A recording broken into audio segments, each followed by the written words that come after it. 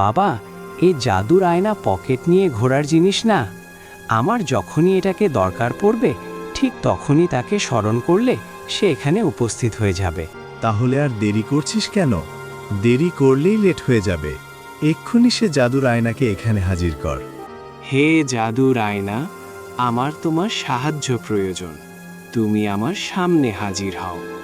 এটা বলা মাত্রই সে জাদুর আয়নাটি তাদের সামনে হাজির হয়ে যায়। হে অভিমান্যু, তুমি প্রশ্ন করো, আমি তোমার হুকুমের দাস। তুমি যে কোনো প্রশ্নই করো না কেন, আমি সেটার উত্তর দেওয়ার জন্য বাধ্য। হে জাদুর আয়না, তুমি আমাকে বলো যে এই মুহূর্তে নায়না, অর্জুন, মাধব এরা সবাই কোথায় আছে? দেখো অভিমন্যু, আমি তোমার সব প্রশ্নের উত্তর দিতে প্রস্তুত আছি, কিন্তু আমারও কিছু নিয়ম কানুন রয়েছে। এখানে যে যে আমার ক্লায়েন্ট রয়েছে তাদের তথ্য আমি কখনো শেয়ার করতে পারবো না। কেন? তুমি কেন তথ্য দিয়ে আমাদেরকে সাহায্য করতে পারবে না? তুমি তো বলেছ যে তুমি আমাদের হুকুমের গোলাম। তাহলে তো তোমার এখন আমাদের প্রশ্নের উত্তর দেওয়া উচিত। শ্যামদীপ কথা বলাতে আয়না কোনো রিয়্যাক্টই করে না। সে সাধারণভাবে একদম চুপচাপ থাকে। কি ব্যাপার? আমি কথা বলছি যে, কথা কি তোমার কানে যাচ্ছে না? তুমি কি বয়রা হয়ে গেছো নাকি? দেখো, আমি শুধুমাত্র নাগরাজ অভিমন্যুর কথার উত্তর দিতে বাধ্য। তোমার কোনো প্রশ্নের উত্তর দেওয়ার জন্য আমি বাধ্য নই। আচ্ছা ঠিক আছে, আমি তোমাকে জিজ্ঞেস করাতে তুমি তো বলেছ যে আমার যে কোনো প্রশ্নের উত্তর দিতে তুমি বাধ্য। তাহলে এখন কেন বলছো যে তাদের ব্যাপারে তুমি আমাদেরকে তথ্য দিয়ে সাহায্য করতে পারবে না? দেখো অভিমন্যু, তুমি যেরকমভাবে আমাকে অর্জন করেছ, কঠিন পথ পাড়ি দিয়ে তারপর আমাকে পেয়েছ, ঠিক সেইভাবেই নায়না, মাধব এরাও আমাকে অর্জন করেছে, এবং কি তারা তোমার আগে গিয়ে আমাকে পেয়েছে। এমনকি তারা সবগুলো প্রশ্নের উত্তর সঠিক দিয়েছে। এখন তুমি যদি এদের ব্যাপারে কোনো প্রশ্ন করো, আমি তোমাকে সেগুলোর কোনো রিপ্লাই দিতে পারবো না। আবার তারাও যদি তোমার ব্যাপারে এই মুহূর্তে কোনো প্রশ্ন করে, আমি সেগুলোরও উত্তর দিতে পারবো না। অন্যদিকে আমরা দেখি নায়না, মাধব তাদের দ্বিতীয় ছেলেকে নিয়ে একটি গ্রামে পৌঁছে যায়। সেই গ্রাম ছিল নদীর ঠিক পাশে। সেই গ্রামের মধ্যেই তাদের দ্বিতীয় ছেলেটি ছিল। তাকে একটি পরিবার নিয়ে গিয়ে লালন পালন করেছিল। আচ্ছা শোনো, তাহলে এটাই হচ্ছে তোমার গ্রাম, যেখানে ওই লোকগুলো তোমাকে লালন পালন করে বড় করেছিল? না মানে বর্তমানে তুমি যাদেরকে নিজের বাবা মা মনে করছো? হ্যাঁ, এটাই হচ্ছে আমাদের গ্রাম। চলুন আমাদের বাড়িতে, যেখানে আমার বাবা মা রয়েছে। আচ্ছা ঠিক আছে, চলো। তুমি তাদের কাছে গেলেই বুঝতে পারবে যে তোমার আসল বাবা মাকে। তারপর তারা চারজন আবারও সেই বাড়ির উদ্দেশ্যে হাঁটতে থাকে।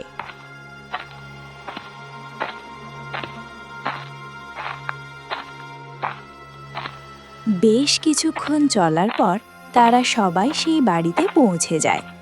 বাড়িতে পৌঁছানোর পর বাড়ির উঠোনেই একজন মহিলা এবং একটি পুরুষকে দেখা যায়। ওই পুরুষ আর মহিলা নায়নাদের দ্বিতীয় ছেলেকে দেখে আবেগে আপ্লুত হয়ে যায়। আমার ছেলে, এতদিন কোথায় ছিলে? তোমার জন্য আমরা কত চিন্তা করছিলাম তুমি জানো? তোমাকে কত জায়গায় খুঁজেছি আমরা। তো 1 সপ্তাহ যাবৎ তোমাকে খুঁজতে গিয়ে বাড়িতে ফিরে আসিনি। তারপর একটা সময় গিয়ে আমরা হাল ছেড়ে দিয়েছি। মা, আমি কোথাও চলে যাইনি। কোথাও গেলে অবশ্যই তোমাদেরকে বলে যেতাম। আমাকে একটি শয়তান তান্ত্রিক বন্দি করে নিয়ে গিয়েছিল আর একটি অজানা মহলের মধ্যে বন্দি করে রেখেছিল। এই যে মহিলা, তুমি বাজে কথা কেন বলছো? ও তোমাদের ছেলে না, ও হচ্ছে আমাদের ছেলে। ওকে ছোটবেলায় আমার স্বামী নদীতে ভাসিয়ে দিয়েছিল, আর সে নদীতে ভাসতে ভাসতে হয়তো কোনো একটা কিনারায় চলে এসেছিল। সেখান থেকেই তোমরা তাকে পেয়েছিলে। তোমরা সত্যি করে বলো, একদম মিথ্যা কথা বলবে না। তাকে তোমরা কোথায় কুড়িয়ে পেয়েছো? না, আমরা তাকে কোথাও কুড়িয়ে পাইনি। সে আমাদেরই সন্তান। আপনি কি সব বাজে কথা বলছেন? এরপর সেখানে থাকা মহিলার সাথে যে পুরুষ ছিল, অর্থাৎ ওই মহিলার স্বামী, সে আর সত্যি লুকিয়ে রাখতে পারে না। দেখো নীলিমা, আমাদের আর মিথ্যে কথা বলা ঠিক হবে না, কারণ সত্যি বেশি দিন চাপা থাকে না। তুমি ওনাদেরকে সত্যি কথাটা বলে দাও। বাবা, তুমি কি বলছো? কিসের সত্যি? সত্যি বলবে মানে? তার মানে আমি আগে যা জানতাম এগুলো কি মিথ্যে ছিল? তোমরা কি আমাকে ধোঁকা দিয়েছো? আচ্ছা শোনো বাবা অনিল, তুমি আমাদের আপন ছেলে নও, তবে তোমাকে আমরা নিজের ছেলের থেকেও অনেক বেশি কিছু মনে করি। আজ থেকে ২০ বছর আগে তোমাকে আমরা নদীর ধারে কুড়িয়ে পেয়েছিলাম। তারপর সেখান থেকে এনে তোমাকে লালন পালন করেছি। কারণ আমাদের কোনো সন্তান ছিল না, তাই তোমাকে আমরা আমাদের সন্তান বানিয়ে নিয়েছিলাম। না মা, এটা আমি বিশ্বাস করি না। এটা কিছুতেই হতে পারে না। তোমরাই আমার বাবা মা। আমি অন্য কাউকে আমার বাবা মা হিসেবে মেনে নিতে পারবো না। বাবা অনিল, এখানে যদি কারোর ভুল থাকে তাহলে সেটা হচ্ছে আমার ভুলের কারণে আজকে তুমি এরকম একটা পরিস্থিতিতে পড়েছ। আমি সেদিন অভাবের কারণে তোমাদের দুই ভাইকে একসাথে লালন পালন করতে পারবো না বলে তোমাকে নদীতে ভাসিয়ে দিয়েছিলাম। অনিল, দেখো, যা হওয়ার তা তো হয়েই গেছে। এখন এটা তো আমরা আর বদলাতে পারবো না। কিন্তু তুমি হচ্ছ একটা নাগ, তুমি আমার সন্তান। তুমি তো এভাবে সাধারণ মানুষের সাথে খুব একটা বেশি দিন বসবাস করতে পারবে না। তোমার ওপর অনেক মানুষের দৃষ্টি পড়বে। তোমার অলৌকিক শক্তি কেড়ে নেওয়ার জন্য অনেকেই চেষ্টা করবে। না, আমি চাই না এরকম অলৌকিক শক্তি, যেটার কারণে আমাকে ফর্দে ফর্দে বিপদে পড়তে হবে। শোন বাবা অনিল, এখানে আর জেদ করিস না। আমরা তোর আসল বাবা মা না, এরাই হচ্ছে তোর আসল বাবা মা। তুই হয়তো তাদেরকে প্রথম দেখছিস, এজন্য এদেরকে নিজের কাছের কেউ মনে হচ্ছে না, কিন্তু এরা তো মন থেকে তোকে ছেলে হিসেবে মানে। আচ্ছা অনিল, দেখো, আমরা তোমাকে সম্পূর্ণ স্বাধীনতা দেব। তুমি যখন খুশি এখানে এসে তোমার পালিত বাবা মায়ের সাথে দেখা করতে পারবে। কিন্তু এ মুহূর্তে তোমার এখানে থাকাটা নিরাপদ না। তুমি আমাদের সাথে চলো। আমরা একসাথে থেকে সামনে অনেক কিছু করতে পারবো, যেগুলো মানব কল্যাণে অনেক বেশি ভূমিকা রাখবে। অন্যদিকে তখন আমরা দেখতে পাই নাগরাজ অভিমন্যু নাগলোক থেকে রেগে বের হয়ে গেছে নয়না, মাধব এবং তাদের সন্তানকে খুঁজে বের করার জন্য। নাগলোকে তখন শুধুমাত্র শ্যামদেব ছিল এবং তার সামনে ছিল সেই জাদুর আয়নাটি। আচ্ছা জাদুর আয়না, তুমি আমার কোনো প্রশ্নের উত্তর দিচ্ছ না কেন? অর্জুন তোমাকে অর্জন করে নিয়েছে, কিন্তু তুমি কি জানো ওকে আমি সেই কালিন্দির জঙ্গলে পাঠিয়েছিলাম? আমি না পাঠালে তো ও সেখানে যেত না। তাহলে তো এখানে আমার অধিকার থাকা দরকার, তাই না? শোনো শ্যামদেব, এসব ভাওতাবাজি বাদ দাও। তুমি ওকে পাঠিয়েছো কিনা সেটা আমার দেখার বিষয় না। সেখানে ও গিয়ে আমার কঠিন কঠিন প্রশ্নের উত্তরগুলো দিয়েছে, তাই আমি এখন তার প্রশ্নের উত্তর দিতে বাধ্য। আচ্ছা, তাহলে তুমি আমাকেও তোমার কঠিন প্রশ্নগুলো জিজ্ঞেস করো, আমিও সেগুলোর উত্তর দেই। তারপর তুমি আমার সবগুলো প্রশ্নের উত্তর দিতে বাধিত থাকিবে। ঠিক আছে, তোমার দেওয়া প্রস্তাবটা খুব একটা খারাপ ছিল না, বেশ ভালোই আছে। একটা কাজ করি, আমি তোমাকে 3টা প্রশ্ন করি। তুমি যদি প্রশ্নের উত্তর দিতে পারো, তাহলে আমি তোমার প্রশ্নগুলোর উত্তর দেব। আমার কাছ থেকে যা খুশি জেনে নিতে পারবে। বাহ, বেশ ভালোই তো। আমাকে তো আর কষ্ট করে কালিন্দী জঙ্গলে যেতে হলো না, এখানেই তোমাকে প্রশ্ন করতে পারবো। এত সহজে পেয়ে যাব এটা তো ভাবতেও পারিনি। শ্যাম, তবে একটা কথা মনে রাখবে, আমি যে প্রশ্নগুলো করব সেগুলো থেকে কোনো একটা প্রশ্নের উত্তর যদি ভুল হয় তাহলে তুমি চিরতরে পাথর হয়ে যাবে। আরে কি বলছো এগুলা? তুমি মনে হয় আমার বিষয়ে বেশি কিছু জানো না। আমার যোগ্যতার ওপর তুমি সন্দেহ করছো। তুমি শুধুমাত্র প্রশ্নগুলো করেই দেখো। যেখানে আমার বলদ মার্কা ছেলেটা প্রশ্নের উত্তর দিয়ে দিয়েছে, সেখানে আমি উত্তর দিতে পারবো না? এটা কোনো কথা? তুমি তোমার প্রশ্ন করো। আচ্ছা ঠিক আছে, তোমার জন্য প্রথম প্রশ্ন। আমি ভাঙা না হয়েও ভেঙে যেতে পারি, আর একবার ভেঙে গেলে আর আগের মতো হয় না। আমি কে? আরে এটা তো খুবই সহজ প্রশ্ন। আমি বললাম না, তুমি আমাকে তোমার প্রশ্নের জলে ফাঁসাতে পারবে না। তোমার প্রশ্ন হচ্ছে আমি ভাঙা না হয়েও ভেঙে যেতে পারি, একবার ভেঙে গেলে আর আগের মতো হয় না। এটার উত্তর হবে বিশ্বাস। কারণ বিশ্বাস হচ্ছে একটা এমন জিনিস যেটা একবার ভেঙে গেলে আর জোড়া লাগে না। বাহ শ্যামদেব, তুমি তো বেশ বুদ্ধিমান। খুব সহজেই এ ধাঁধার উত্তর দিয়ে দিলে। তোমার জন্য দ্বিতীয় প্রশ্ন। আমার অনেক দাঁত আছে, কিন্তু আমি কাউকে কামড়াতে পারি না। আমি কে?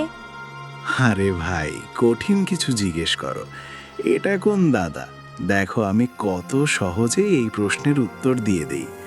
আমার দাঁত আছে কিন্তু আমি কাউকে কামড়াতে পারি না। এটার উত্তর হবে চিরুনি। চিরুনির অজস্র দাঁত রয়েছে, কিন্তু এটা আমরা চুল আঁচড়ানোর জন্য ব্যবহার করি, তাই এটার উত্তর হবে চিরুনি। আরে বাপরে, তুমি তো দেখছি কম্পিউটার থেকেও অনেক বেশি ফাস্ট। আচ্ছা ঠিক আছে, তোমার জন্য তৃতীয় প্রশ্ন এবং সর্বশেষ প্রশ্ন। এটার উত্তর দিতে পারলে তুমি আমার উপর আনলিমিটেড অ্যাক্সেস পেয়ে যাবে। মানে তোমার যেই বিষয়ে জানতে ইচ্ছে করে আমাকে জিজ্ঞেস করলে আমি সেটা তোমাকে জানাতে বাধ্য থাকব। ঠিক আছে, এবার তুমি তোমার তৃতীয় প্রশ্ন করো। তোমার জন্য তৃতীয় প্রশ্ন। যতই তুমি আমাকে ব্যবহার করো আমি ততই ছোট হয়ে যাই, কিন্তু আমি শেষ হলে তুমি অন্ধকারে পড়ে যাও। আমি কে? শ্যামদেব এই প্রশ্নের উত্তরটা চিন্তা করছিল, কিন্তু কিছুতেই বুঝতে পারছে না এটার উত্তর কি হবে। সে অনেকক্ষণ যাবৎ শুধুমাত্র চিন্তাই করতে থাকে, কিন্তু এর কোনো ফলাফল দেখা যাচ্ছে না। কি ব্যাপার, এত সময় লাগছে কেন? তোমাকে একটি প্রশ্নের জন্য এত বেশি সময় দেওয়া যাবে না। বাকি দুটো প্রশ্ন তো খুব সহজেই সমাধান করে দিয়েছো। দেখছিলাম খুব বেশি লাফালাফি করছো। এখন এটার উত্তর দাও। আচ্ছা শোনো, আমি অনেকক্ষণ যাবৎ আসলে চিন্তা করলাম, কিন্তু আমার মনে হচ্ছে এই প্রশ্নের উত্তরটা আমি পারবো না। তুমি আমাকে অন্য একটা প্রশ্ন জিজ্ঞেস করো। দেখো, তোমাকে যে প্রশ্ন করা হয়েছে তোমাকে সেটার উত্তরই দিতে হবে। এটার পরিবর্তে অন্য কোনো প্রশ্ন করার কোনো সুযোগ নেই। যদি তুমি এটার উত্তর দিতে না পারো তাহলে তোমাকে পাথরের মূর্তি বানিয়ে দেওয়া হবে। আরে তুমি কে? মগের মূল্য পেয়েছো নাকি? এটা আমার এলাকা, এখানে শুধুমাত্র আমারই রাজত্ব চলবে। শ্যামদেব শুধুমাত্র এটুকু কথাই বলে শেষ করে। তার মধ্যেই সে জাদুর আয়নাটি তাকে একটি পাথরের মূর্তি বানিয়ে ফেলে, আর তার সকল লাফালাফি এখানেই শেষ হয়ে যায়। অন্যদিকে নাগরাজ অভিমন্যু নায়নাদের খোঁজে পথ চলছে। হঠাৎ করে তার সামনে জাদুর আয়নাটি হাজির হয়।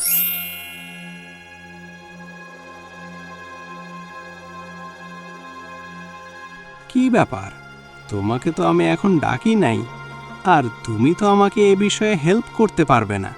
তাহলে এখন আমার সামনে কেন এসেছো? এইখানে এসেছি তোমাকে একটি বিষয় জানানোর জন্য। তোমার বাবা শ্যামদেব, সে আমার অ্যাক্সেস পাওয়ার জন্য 3টি প্রশ্নের উত্তর দিতে রাজি হয়েছিল। আরে কি বলছো? সে কি সেই প্রশ্নগুলোর উত্তর দিতে পেরেছিল? আমার তো মনে হয় সে কখনোই প্রশ্নের উত্তর সঠিকভাবে দিতে সক্ষম হবে না। হ্যাঁ, তুমি ঠিকই ধরেছ।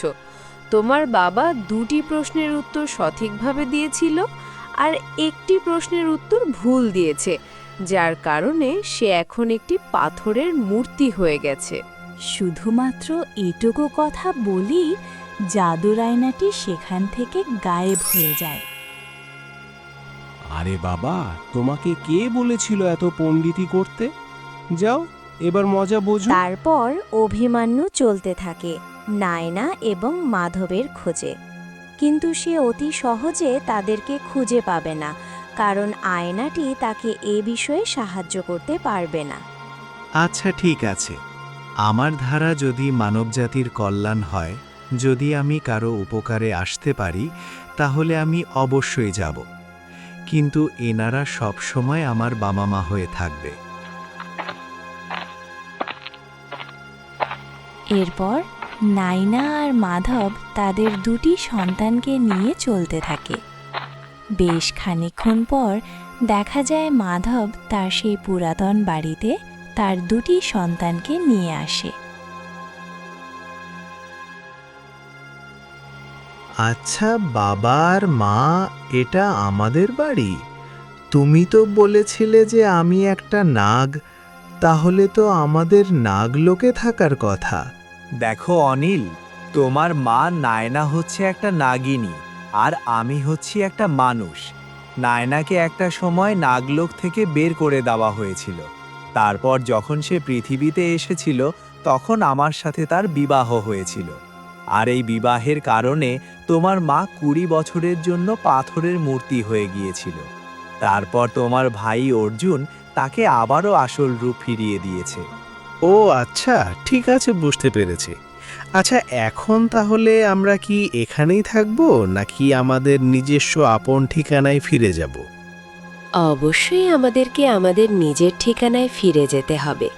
আমরা আমাদের অধিকার আদায় করবই, আমরা হার মানব না। কিন্তু তার আগে আমাদেরকে একটি কাজ করতে হবে। এখন আবার আমাদের কি করতে হবে? নায়না, আমার তো মনে হয় এখন তোমাদের নাগলোকে ফিরে যাওয়া উচিত। তোমাদের বলতে তুমি কি বুঝাতে চাচ্ছ? আমাদের সাথে তোমাকেও যেতে হবে। আর তুমি তো একজন সাধারণ মানুষ। একজন সাধারণ মানুষ নাগলোকে টিকে থাকতে পারবে না। তোমাকে সেখানে টিকে থাকতে হলে তোমাকেও আমাদের মতো হতে হবে। নায়না, তুমি কি বলছো এসব? আমি কিভাবে তোমাদের মতো হতে পারবো? আমি তো একজন সাধারণ মানুষ মাত্র। আর তোমরা তো নাগ, তোমাদের তো অনেক বিশেষ শক্তি রয়েছে, এমনকি অনেক বেশি শক্তি রয়েছে। শোনো, মাধব একটা বিশেষ পদ্ধতির মাধ্যমে একজন সাধারণ মানুষ নাগের শক্তি অর্জন করতে পারে। তবে সেটা খুব একটা সহজ বিষয় নয়। সেটার জন্য আমাদেরকে মোটামুটি একটা কঠিন পর্যায়ের মধ্য দিয়ে যেতে হবে। নায়না, সত্যিই যদি এরকমটা সম্ভব হয়, তাহলে এ পথ যতই কঠিন হোক না কেন, আমি সেটা পাড়ি দিতে প্রস্তুত আছি। তো বন্ধুরা, এরপর কি হয়েছিল সেটা জানতে হলে তোমাদেরকে পর্ব 15 জন্য অপেক্ষা করতে হবে। আর পর্ব 15 দেখতে চাইলে ভিডিওতে লাইক করে কমেন্টে পর্ব 15 লিখে কমেন্ট করো।